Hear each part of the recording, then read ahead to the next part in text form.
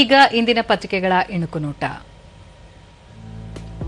Bharat Sweden ತಂತ್ರಜ್ಞಾನ ಮೈತ್ರಿ, ವ್ಯಾಪಾರ ದ್ವಿಗುಣಕ್ಕೆ ಸಮ್ಮತಿ, ಪ್ರಧಾನಿ ನರೇಂದ್ರ ಮೋದಿ, ಸ್ವೀಡನ್ ಪ್ರಧಾನಿ ಕ್ರಿಸ್ಟರ್ಸನ್ ನಡುವೆ ಮಹತ್ವದ ಮಾತುಕತೆ, ಭಯೋತ್ಪಾದನೆ ನಿರ್ಮೂಲನೆಗೆ ಕರೆ.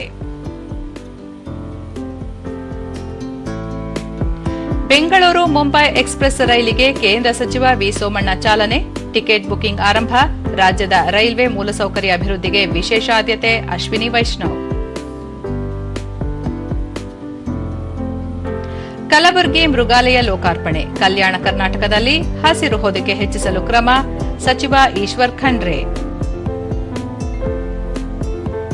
ಫಲಿತಾಂಶ ಬಂದ 14 ದಿನಗಳ ನಂತರ ಕೇರಳ ಸಿಎಂ ಪ್ರಮಾಣ, 20 ಸಚಿವರ ಸತೀಶನ್ ನೇತೃತ್ವದ ಮೈತ್ರಿಕೂಟ ಸರ್ಕಾರ ಅಸ್ತಿತ್ವಕ್ಕೆ.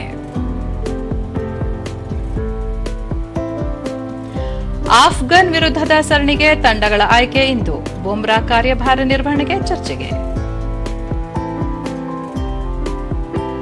ಇವು ಇಂದಿನ ಪತ್ರಿಕೆಗಳ ಪ್ರಮುಖ ಸುದ್ದಿ. ಉಳಿದಂತೆ ತುಮಕೂರಿನಲ್ಲಿಂದು ಸಿದ್ದು ಸರ್ಕಾರದ ಸಾಧನಾ ಸಮಾವೇಶ, ರಾಜ್ಯ ಕಾಂಗ್ರೆಸ್ ಸರ್ಕಾರ 3 ವರ್ಷ ಪೂರೈಸುತ್ತಿರುವ ಹಿನ್ನೆಲೆ ಸಮಾವೇಶದಲ್ಲಿ ಹಲವು ಅಭಿವೃದ್ಧಿ ಯೋಜನೆಗಳಿಗೂ ಚಾಲನೆ.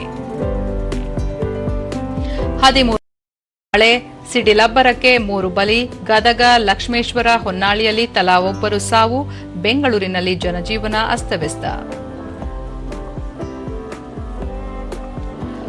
ಉಪನಗರ ರೈಲು ಯೋಜನೆ, 4ನೇ ಕಾರಿಡಾರ್ 4 ಹಂತಗಳಲ್ಲಿ ಕಾಮಗಾರಿ, ಕನಕ ಮಾರ್ಗಕ್ಕೆ ಮರುಜೀವ. ಪೊಲೀಸ್ ದೌರ್ಜನ್ಯಕ್ಕೆ ಎಸ್ಒಪಿ ಬ್ರೇಕ್, ಮಾರ್ಗಸೂಚಿ ಉಲ್ಲಂಘಿಸಿದರೆ ಕಠಿಣ ಕ್ರಮ, ಡಿಜಿಪಿ ಸಲೀಂ ಖಡಕ್ ಎಚ್ಚರಿಕೆ. ದುಬಾರೆ ಆನೆ ಕಾಳಗಕ್ಕೆ ಸಿಲುಕಿ ಮಹಿಳೆ ದಾರುಣ ಸಾವು, ಕೊಡಗಿನ ಸಾಕಾನೆ ಶಿಬಿರದಲ್ಲಿ ಭೀಕರ ದುರಂತ, ಸರ್ಕಾರದಿಂದ 20 ಲಕ್ಷ ರೂಪಾಯಿ ಪರಿಹಾರ ಘೋಷಣೆ, ಇನ್ನು ಆನೆಗಳಿಂದ 100 ಅಡಿ ಅಂತರ ಕಡ್ಡಾಯ, ಖಂಡ್ರೆ.